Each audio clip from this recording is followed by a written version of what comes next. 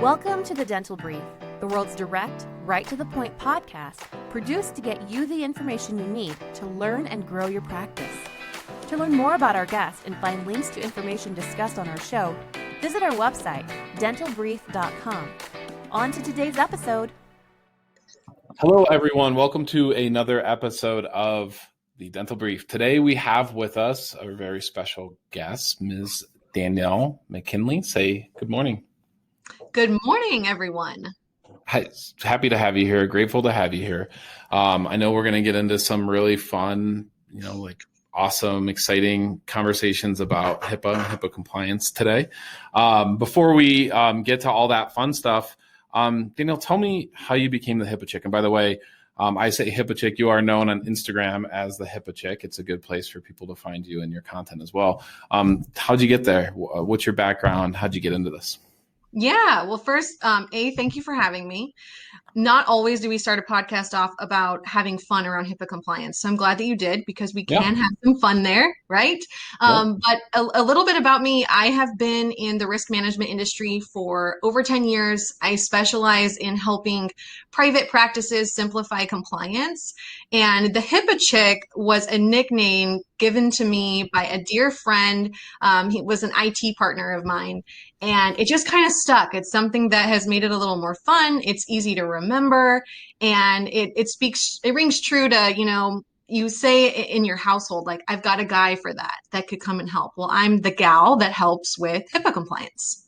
Yeah. So do you work in dental practices, or do you work with other types of healthcare practices too? Yeah. So my journey is through PCIHIPAA. That's the company that I work for. Mm-hmm. And we work with all privately owned healthcare verticals today. But when we started, just in dental. And so we have thousands of users nationwide, and 80% of them are in the dental space. So I definitely specialize in dental. So I'm going to kind of jump into the conversation. We had an attorney on the program not too long ago who specializes in HIPAA, as you do. And, the subject kind of turned a little bit towards HIPAA compliance regarding COVID vaccines, and talking to, your patients. And is it a HIPAA compliant if my boss says that I've not been vaccinated and what have you? I don't want to go down that tunnel today. But what I do want to talk about, and I think it's really important to talk about, and let me tell you the reason why we had that guest on. Let me back up even further. Sure. Is there so much chatter just in general about HIPAA? And I see HIPAA on major dental Facebook groups. I see the most blatant HIPAA violations. I understand a little bit about it. I'm not an expert like you are. I know that you're able to share a patient photo to get expert advice from your peers. That's okay, but you can't just share photos for fun unless you have the permission of the patient, and so on and so forth. So I see all this chat. I see people talk about what is a violation, what is not a violation. What I'd like to ask you today is, what are some of the most common violations that you see that practices partake in, that they're not aware that they are, that they have no clue, that they don't think about it? It's not as exciting as a COVID vaccine. What are those violations? Yeah, certainly. So there's a couple that come to mind. I'll use one because you talked about sharing images.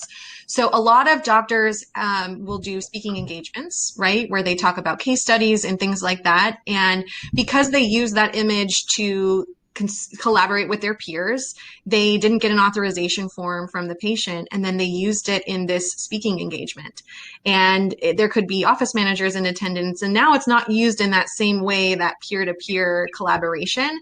So that's a really big mistake that is easy to avoid by just always, as a best practice, getting an authorization form from the patient. So saying, hey, I want to use this to collaborate with my peers and use as a case study. Will you give me authorization to use this image? And it's a simple form that they can have.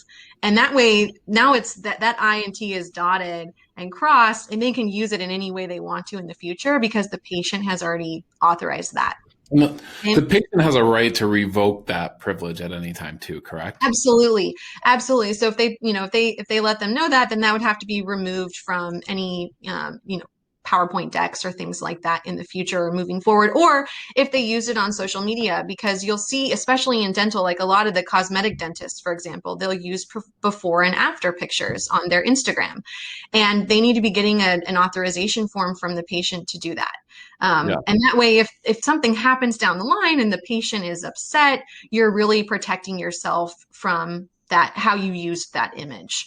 So that's a big one, especially, in the dental field on the cosmetic side for sure. And then another one that I see regularly is with office managers. So office managers wear a ton of hats. They deserve huge pats on the back because they really run the show for a practice. And as a result, sometimes they get busy. And let's say I'm Danielle McKinley, right? And I call and ask for my patient record because I'm moving. I want it emailed to me. They email me Danielle McKinley's file because it sounds similar. They're moving fast. That happens all the time. Yep. And that's a HIPAA violation that you have to take specific steps in order to protect yourself. Those are the two, most common, I would say, that I see. Yeah. So I've actually had, working with medical professionals, I've actually had people email me protected healthcare information. Sure. Evidently, in that same exact fashion. Now, I want to keep on these. That's number one. And number two, I want to kind of interrupt a little bit and ask this. Now, you violate HIPAA. You screwed up. You left the file cabinet door open and the files blew out the window and patient records are all over the parking lot, right? That was a HIPAA violation 20 years ago. Sure. What does the law require that you do if you, in fact, accidentally provide protected healthcare information to non-privileged parties? Yeah, so it depends on the scale. So nothing is black and white with compliance, right? A lot of people know that, which is what makes it so complicated to comply with. So I'll give you two examples. One, let's use the email example. So two parties received unintended information. Both parties need to be notified. It needs to be documented internally, and it needs to be part of the annual submission to Health and Human Services. And that's for your protection, because if it comes back to you, by submitting it, it doesn't mean you're on their radar. You're showing you did everything, you followed the proper protocols. And now if the unintended patient's information that was exposed, if they're upset about it, you're protecting yourself from penalties down the line. Okay. Sure. So that's going to be like small scale. And it depends on the incident. So it's helpful to have someone to call to say, hey, how do we do this? Right now, on a larger scale, let's use cyber attacks as an example, because those are growing exponentially. We've got ransomware, phishing scams, accidental clicks on text messages even that are getting viruses into a practice's network. Sure. In that scenario, it's a large scale. So that triggers the breach notification laws. And that's when things get ugly. It starts with a forensic investigation. That'll help a practice determine, what data was exposed. Typical cost that we're seeing now is between $20,000 and $30,000 as a starting point for forensics. Yep. And that's going to be on the lower end, which you can probably attest to with your background.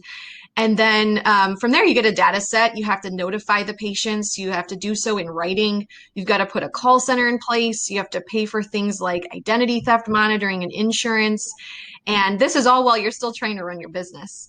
So having an action plan and an understanding of the breach notification laws is going to be really helpful in recovering quickly from it and avoiding any unnecessary expenses. Yep, makes sense to me. The third, what's the third biggest mistake or unknown breach of HIPAA you see practices participate in? Yeah, so it comes down to devices. So I'll kind of give you two. So a lot of people use mobile phones now. Everybody loves text messaging. So making sure that if a device is being used for that, especially if it's a personal device too, not a lot of people want to carry two phones, that they've got the proper authentication and passwords to protect it so that if the phone is lost or stolen, you can't just view that information. And I say twofold because that goes along with iPads and laptops. We're not traveling as much as we used to, but I've definitely seen a laptop and an iPad left behind in the TSA line. Or, you leave it in an Uber. You want to make sure that those devices are protected, because if they don't have the right passwords and encryptions and they are lost or stolen, that can trigger the breach notification laws that we just talked about. Sure. And I think as far as passwords and that sort of thing is concerned, refresh me if I'm wrong here, but I think HIPAA's language is you have to take reasonable measures, correct? I think is the Yeah. actual thing they say. Yeah, and that's what makes Yeah. it tough, right? Because how do we define reasonable? Who Right. defines reasonable? And you're Yep. kind of just rolling the dice on who you end up working with within Health and Human Services as part of the enforcement side and what their definition is. So that's again where it helps to work with a professional so that you can have that identified for you. Sure. And I think working with a professional too, and I know a lot of practices don't, but I think if you ever got hauled in, for lack of better words, right? If you ever faced a lawsuit from 25 patients, and I think some people think the patients have no recourse. That's not true. Patients can sue, and they have sued. And there's plenty of cases where malpractice insurance is actually covered and is invested to protect providers from those lawsuits. So patients absolutely have a right to sue. You have to prove damages. I understand damages have to be proven, but attorneys, obviously that there are attorneys that are chasing these types of cases. So if you hire a professional, I have to assume, and I want to be careful about that. I want to really make sure I emphasize the word assume, that is helping prove that you've taken measures, correct? What is your policy? What are you doing? What is your team doing? How much training are they getting on HIPAA? If none of that is in place, I can imagine the liability is bigger, or larger. Would you agree with that? Oh, yeah, absolutely. I mean, HIPAA, Health and Human Services even just passed what's called the Safe Harbor Bill.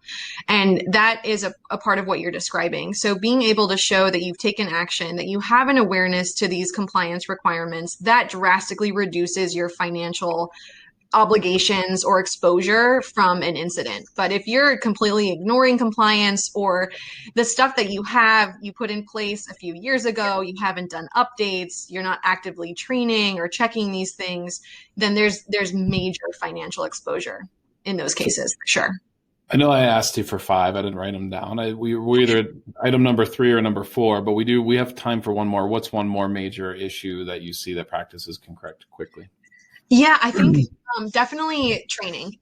Training is something that can be corrected really quickly. So what a lot of practices don't understand is that, training isn't there to be a nuisance, to take away from treating patients and to have your team go through something that's not fun and exciting. It's there to help them understand the do's and don'ts. But second to that, which is where practices don't always realize, is it's intended to protect the doctor and the practice owner, because human error is the number one cause of data breaches and patient complaints that can lead to criminal action, right, or legal action.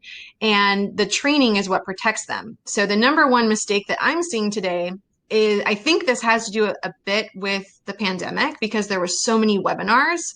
Practices think that attending a CE webinar satisfies their training for the year.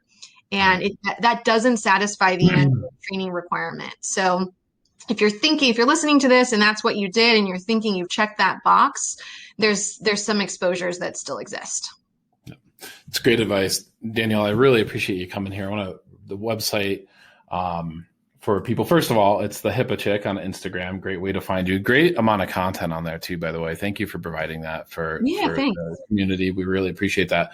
And then the website is PCIHIPAA.com. Great way to find you, to learn more about you and get more information. Danielle, thank you so much for coming on today.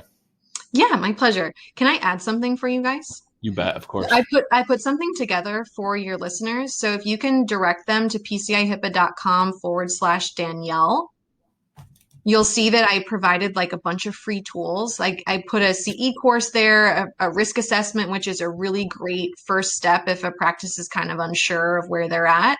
So they can go get the free stuff. So if you want to edit out the direction to the /Danielle, they'll be able to get free stuff. That's awesome. Thank you so much for doing that. We appreciate it, and our audience does. We'll make sure to put that, by the way, Danielle, we'll put that on our Facebook, on the website too, and make sure we get that out there. Thank you so much. Yeah, thank you guys. My pleasure. Thank you for joining us on today's episode. Did you know you can weigh in on today's topic on Facebook? Search The Dental Brief on Facebook or visit our website, dentalbrief.com, and just follow the link. We look forward to having you join us again on another episode of The Dental Brief.